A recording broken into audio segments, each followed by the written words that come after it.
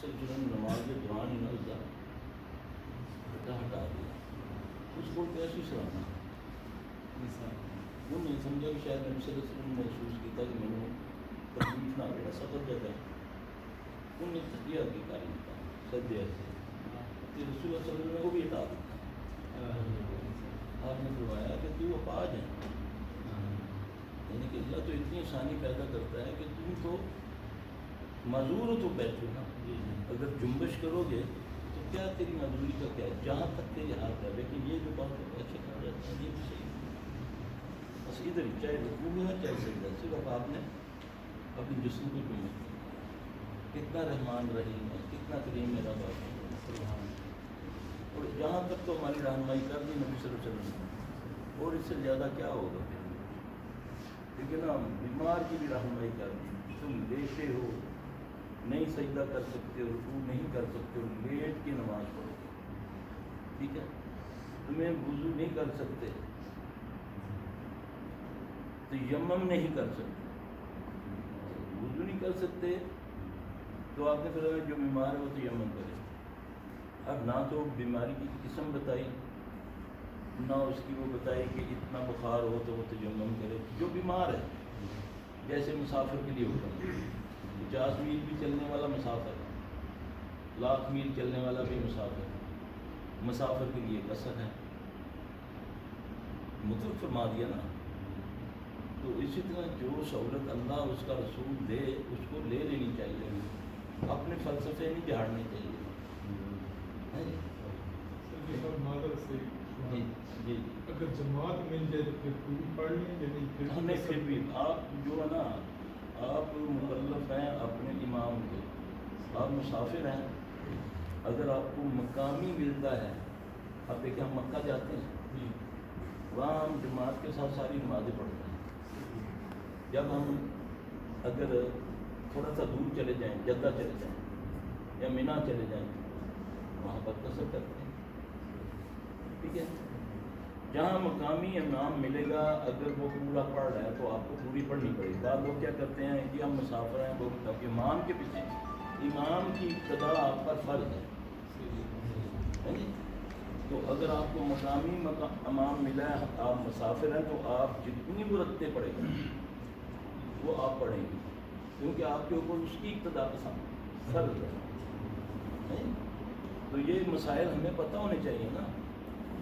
ہم بات اس پہ بھی جھگڑ پڑتے ہیں کہ نہیں جی ہمارے ہاں، تمہارے ہاں، تمہارا ہاں کیا ہے، اللہ کے رسول کے ہاں کیا ہے. بس تمہارے ہاں ہمارے ہاں نہیں ہونا چاہیے کہ اس پہ رسول اللہ صلی اللہ علیہ وسلم کا کیا حکم ہے. صحابی ہے عمار بن یاسر رضی اللہ تعالیٰ، وہ صحابی ہیں کہ جن کے بارے میں ایک مرتبہ خالد بن ولید رضی اللہ تعالیٰ جنگ کا زمانہ تھا، عمر رضی اللہ عنہ کا دور ہے.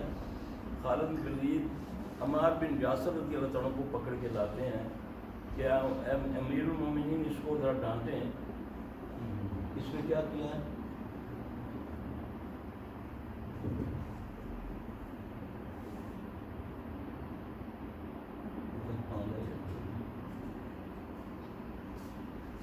اچھا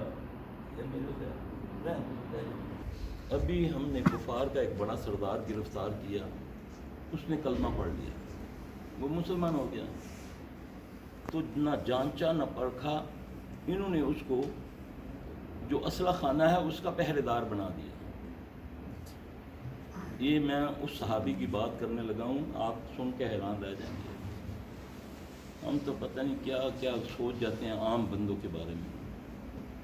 یہ اس صحابی کی بات کر رہا ہوں، آپ کو اس کی شان کا پتہ چلے گا، ابھی آگے میں بیان کروں گا. عمار بن یاسر ان کا نام ہے. یہ وہ صحابی ہے کہ رسول اللہ صلی اللہ علیہ وسلم نے فرمایا، قرآن میں ہے نا کہ عیسیٰ بن مریم کو شیطان نے نہیں چھوا. ہر انسان کو شیطان نے چھوا ہے مگر عیسیٰ بن مریم کو شیطان نے نہیں چھوا. تو صحابہ میں سے آپ نے فرمایا عمار بن یاسر تجھ کو شیطان نے نہیں چھوا. یہ اس صحابی کی بھی بات کرنے لگا. یہ وہ صحابی کی شان ہے کہ جس کی بہن ماں اور بیٹی نے سب سے پہلے اسلام کے لیے قربانی کی، اونٹوں سے باندھ کے جس کی ماں کو بہن کو چیڑ دیا گیا تھا. یہ ہیں ولی لوگ، ولی یہ ہوتے ہیں. اس کے بارے میں اب عمر رضی اللہ تعالیٰ عنہ کو خالد بن ولید نے 2-3 بار کہا رضی اللہ تعالیٰ عنہ نے کہ آپ اس کو ڈانٹیں، وہ بندہ ابھی پتہ نہیں مسلمان صحیح ہوا ہے نہیں، اس کو اسلحہ خانے کا پہرے دار بنا دیا۔ عمر رضی اللہ عنہ نہیں بولتے۔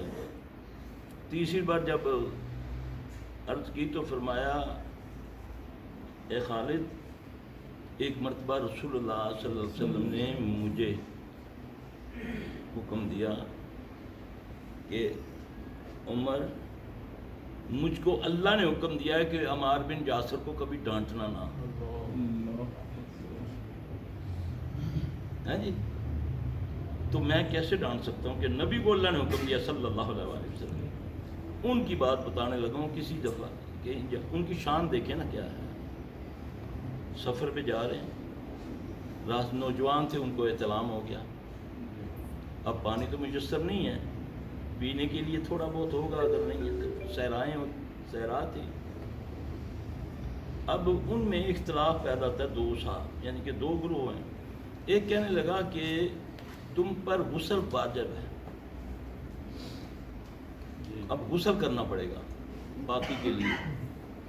وہ کہنے لگے نہیں، وہ دوسرے کہنے لگے کہ نہیں، اس کے لیے تیمم ہی کافی ہے، یعنی کہ غسل ہو یا وضو ہو، اس کے لیے تیمم کافی ہے۔ اب دو ہو گئے بات، لیکن خالد بن ولید اپنا عمار بن یاسر رضی اللہ عنہ نے ان کو دل کو نہ لگی بات، انہوں نے جا کر ٹیلے، ریت کے ٹیلے کے پیچھے جا کر جیسے جانور لیٹتا ہے، وہ کہتے پنجابی میں کہتے ہیں پلسیٹے کھانے نا، ہے جی، تو وہ اس طریقے سے وہ ان کا اپنا ذاتی اجتہاد تھا نا، سوچ تھی، کیونکہ معاملہ جو ہے نبی صلی اللہ علیہ وسلم موجود ہے نا دنیا میں، اس کے باوجود صحابہ کو یہاں لگ گیا، کوئی تھوڑا سا آ گیا، کوئی کلام آ گئی۔ اب وہ دوسرا کہنے لگے کہ نہیں، آپ کے لیے تو تیمم کافی تھا۔ انہوں نے اپنے اطمینان کے لیے انہوں نے پلسیٹے کر کے ریت پہ، اچھا اب یہ معاملہ جو ہے چلا گیا نبی صلی اللہ علیہ وسلم کے پاس۔ رسول اللہ صلی اللہ علیہ وسلم نے فرمایا کہ اے عمار بن یاسر، تیرے لیے تیمم ہی کافی ہے۔ وضاحت ہوگی، قیامت تک کے لیے فیصلہ ہو گیا نا، پوری امت کے لیے رہنمائی ہوگی نا۔ اب اس پر کسی کی رائے چل سکتی ہے، کسی بڑے کی، پہلے والے کی یا بعد والے کی؟ اس کو کہتے ہیں دین۔ نبی صلی اللہ علیہ وسلم نے فرمایا وضو سے، پانی سے تو صرف جسم پاک ہوتا نا، تیمم سے اندر سے اللہ ہڈیاں بھی پاک کر دیتا۔ اور تیمم کا طریقہ جانتے نہیں لوگ۔ میں ایک مرتبہ جا رہا تھا عمرے پہ، فجر کا ٹائم تھا، فجر سے پہلے ہی، ابھی فجر کو میرا خیال تھوڑا ٹائم تھا، تو کہیں سے نہ کسی گدی نشینوں کو، دو نوجوان تھے، وہ دونوں پیر تھے، کئی بسیں ان کو چھوڑنے آئی ہوئی نا، اچھا اتفاق سے ان کی سیٹ ایسے میرے سب بیچ میں راستہ ہے، میں ادھر ہوں، تو وہ تو الحمدللہ اللہ کی توفیق سے پتہ ہے کہ آگے نماز کا وقت ہوگا، چلو وضو کر لیں ہیں۔ اچھا وہ دونوں بھائی بیٹھے ہیں ایسے میرے سامنے، ان کو سینکڑوں نہیں ہزاروں لوگ چھوڑنے آئے ہیں کہ پیر صاحب جا رہے ہیں عمرہ کرنے کے لیے۔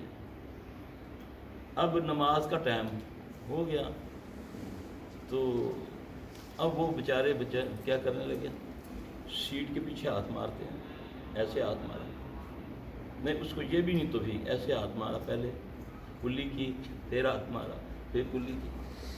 اب میں تھوڑا سا میں نے بولا یار ان کو پتہ ہی نہیں بیچاروں کو، میں نے بولا بھائی اس طرح نہیں تیمم ہوتا۔ میں نے کہا آپ خاموش رہیں گے، کیوں دم پہ پیر آ گیا نا۔ حالانکہ تیمم کا طریقہ کیا ہے جو سنت کے مطابق ہے، وہ ہے بسم اللہ کر کے مٹی کا ڈیلا لے لیں، بسم اللہ کر کے اس پہ ہاتھ مارا، ایک بار، دو بار یا 3 بار، اس سے زیادہ نہیں۔ جیسے وضو کے لیے نا ایک بار میں بھی ہو جاتی ہے، ایک کلی سے بھی وضو ہو جاتا ہے، 3 سے بھی ہو جاتا ہے، 4 کلیوں میں وضو باطل ہو جائے گا، ٹھیک، یعنی کہ کمی اور زیادتی میں آپ کا معاملہ خراب ہو جائے گا۔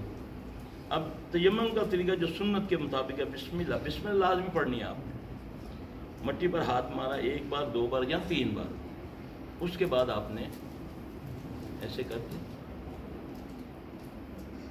3 بار پھیرا، اشہد لا الہ الا اللہ وحدہ لا شریک لہ واشہد ان محمد عبدہ ورسولہ اللہم اجعلنی من التوابین واجعلنی من المتطہرین۔